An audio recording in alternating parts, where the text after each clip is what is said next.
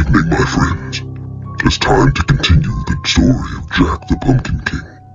Here is part 6. He made his way down the small hallway and into the dining room. As soon as he was in the dining room, he looked left, and there was a side door to the right of the door.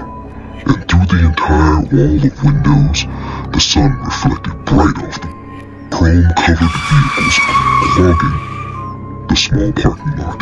He stepped out into the sunlight. He looked around, not really sure how he got here, and the dizziness hit him again. He stumbled forward and crashed down onto the hood of the closest car. He was able to shake the spell quickly and was only leaning on the car for a moment, but it was long enough to get the attention of Mark Eldon, Jack's closest friend and co-worker, plus the proud owner of the 1973 Buick Skylark, of which the drifter just touched. A ring of the bell above the side door made the drifter turn around, and he was face to face with Mark, who had been watching him closely through the window. Mark punched him in the face, and this time, the drifter couldn't catch himself from falling fully onto the car. He said wave to Jack. Jack the Pumpkin King was making his first run of the day on the scary hayride. It was just a test run, but he marked his speech at the CB mic, and his voice cracked through the speaker mounted on the trailer. He talked as a tour guide would, telling fake gory history of people being murdered here and there along the bumpy path. His cadence kept time with the popping exhaust of his old John Deere tractor and added to the depth of the stories. First run's always tricky because of the summer growth along the rooted farm road. The tractor bounced and tilted through the aged track along the edge of the woods, surrounded by the big farm. Something in front of Jack made him hit the brakes.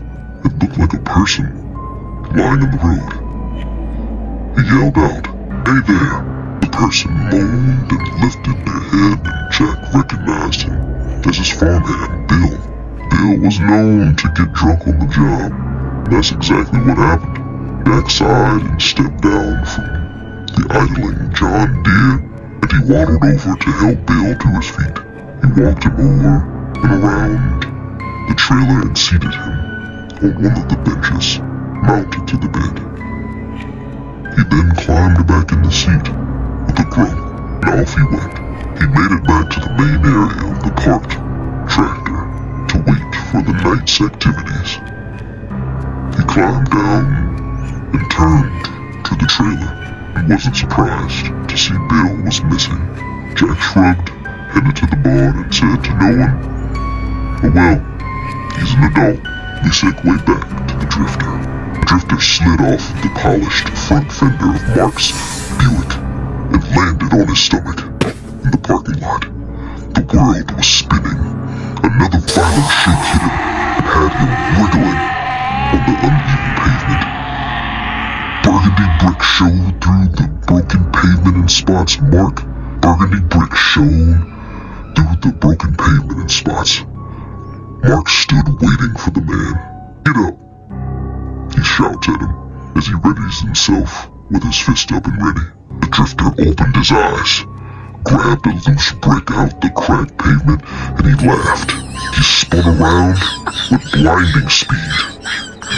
In agility, he smashed the brick into the face of the hungover man waiting to fight. Mark flew back into the glass door of the restaurant, but it did not break. He was out. He slid down into the seated position in front of the door, eyes closed, face covered with blood. His friends were now trying to push open the door to help, but his body was blocking the way with its dead weight. They then turned to the front door. The drifter pulled the keys out of Mark's pocket and slid into the driver's seat of the new Skylark. It fired up with a growl. He reached up, pulled it into reverse, and hammered the accelerator. The car powered out of the parking lot with tires squealing. He dropped it in the drive and stepped on it. The tires were smoking.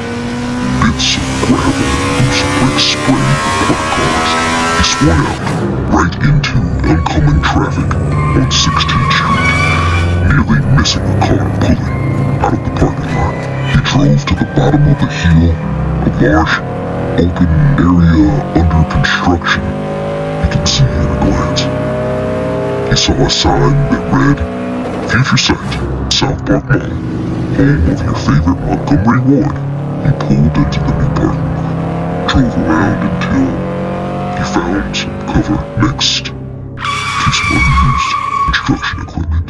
He laid down on the front bench seat and passed out almost immediately. And that was part 6 of our story. Tune in tomorrow for part 7. Until then, my friends, like, subscribe, follow, and share.